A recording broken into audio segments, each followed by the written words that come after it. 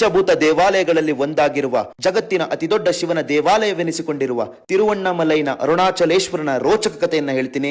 ಈ ವಿಡಿಯೋನ ಸಂಪೂರ್ಣವಾಗಿ ನೋಡಿ. ಇಲ್ಲಿರುವ ದೇವಾಲಯ ಅಗ್ನಿತತ್ವದ ಆಧಾರದಲ್ಲಿ ನಿರ್ಮಾಣವಾಗಿದೆ. ಅಂದರೆ ದೇವಾಲಯ ಹಾಗೂ ಶಿವಲಿಂಗ ಅತಿ ಹೆಚ್ಚು ಉಷ್ಣತೆಯನ್ನು ಹೊಂದಿವೆ. ಸುಮಾರು 9ನೇ ಶತಮಾನದಲ್ಲಿ ಚೋಳರು ಈ ಗುಡಿಯನ್ನು ನಿರ್ಮಿಸಿದರು. ಅನಂತರ ದೇವಾಲಯದ ವಿಸ್ತರಣೆ ಹಾಗೂ ಅಭಿವೃದ್ಧಿಯನ್ನ ನಮ್ಮ ವಿಜಯನಗರದ ಅರಸರು ಹೊಯ್ಸಳರು ಮಾಡಿದ್ದಾರೆ. ಪೂರ್ವ ಭಾಗದಲ್ಲಿ ಇರುವ ಈ ರಾಜಗೋಪುರ ಸುಮಾರು 217 ಅಡಿ ಎತ್ತರವಿದ್ದು ಇದನ್ನು ನಿರ್ಮಿಸಿದವರು ನಮ್ಮ ಶ್ರೀಕೃಷ್ಣ ದೇವರಾಯ. ಇನ್ನು ಪುರಾಣದ ಪ್ರಕಾರ ವಿಷ್ಣು ಮತ್ತು ಬ್ರಹ್ಮನ ನಡುವೆ ಯಾರು ದೊಡ್ಡವರು ಎಂಬ ಚರ್ಚೆ ಶುರುವಾಗಿ ಅವರಿಬ್ಬರು ಶಿವನ ಬಳಿ ಬಂದು ಈ ಸಮಸ್ಯೆಯನ್ನು ಬಗೆಹರಿಸುವುದಾಗಿ ಕೇಳುತ್ತಾರೆ. ಆಗ ಶಿವ ಜ್ಯೋತಿರ್ಲಿಂಗ ರೂಪ ಧರಿಸಿ ತನ್ನ ಪಾದ ಹಾಗೂ ಕಿರೀಟದಲ್ಲಿ ಒಂದನ್ನು ಯಾರು ಮೊದಲು ನೋಡಿ ಬರುತ್ತಾರೋ ಅವರು ಈ ವಿಚಾರದಲ್ಲಿ ಗೆದ್ದ ಹಾಗೆ ಅಂತ ಹೇಳುತ್ತಾರೆ. ವರಹ ಅವತಾರವನ್ನು ತಾಳಿದ ವಿಷ್ಣುದೇವನು ಶಿವನ ಪಾದಗಳನ್ನು ಹುಡುಕುತ್ತಾ ಹೋದರೆ ಇತ್ತ ಬ್ರಹ್ಮದೇವನು ಹಂಸ ಪಕ್ಷಿಯನ್ನು ಏರಿ ಶಿವನ ಶಿರದ ಕಡೆಗೆ ಹೊರಡುತ್ತಾನೆ. ಆದರೆ ಇಬ್ಬರಿಗೂ ಎಷ್ಟು ವರ್ಷಗಳು ಕಳೆದರೂ ಶಿವನ ಪಾದ ಮತ್ತು ಶಿರ ಕಾಣಸಿಗುವುದಿಲ್ಲ. ಹಾಗಾಗಿ ವಿಷ್ಣು ಶಿವನ ಬಳಿ ವಾಪಸ್ಸು ಬರುತ್ತಾರೆ. ಇತ್ತ ಸೋಲನ್ನು ಒಪ್ಪೋದಕ್ಕೆ ಸಿದ್ಧನಿಲ್ಲದ ಬ್ರಹ್ಮ ಶಿವನ ಕಿರೀಟದಿಂದ ಬೀಳುತ್ತಿದ್ದ ತಾಳೆ ಹೂವನ್ನು ಪ್ರಶ್ನಿಸಿ ಶಿವನ ಕಿರೀಟ ಎಷ್ಟು ದೂರವಿದೆ ಎಂದಾಗ ಪುಷ್ಪ ತಾನು 40,000 ವರ್ಷಗಳಿಂದ ಶಿವನ ಶಿರದಿಂದ ದುಮ್ಮಿಕ್ಕುತ್ತಲೇ ಇದ್ದೇನೆ ಅಂತ ಹೇಳುತ್ತಂತೆ. ಹೀಗಾಗಿ ಬ್ರಹ್ಮದೇವನು ತನ್ನ ಪರವಾಗಿ ಒಂದು ಸುಳ್ಳನ್ನು ಹೇಳುವುದಾಗಿ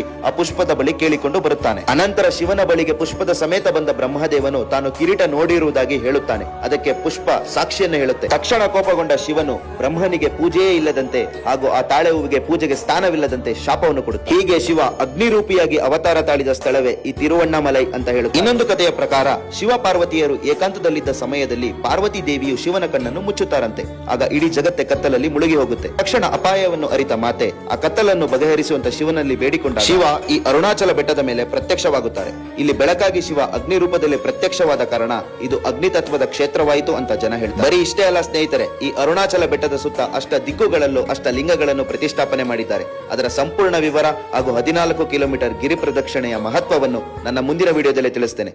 ಫಾಲೋ ಮಾಡ್ಕೊಳ್ಳಿ. ಮತ್ತೆ ಸಿಗೋಣ.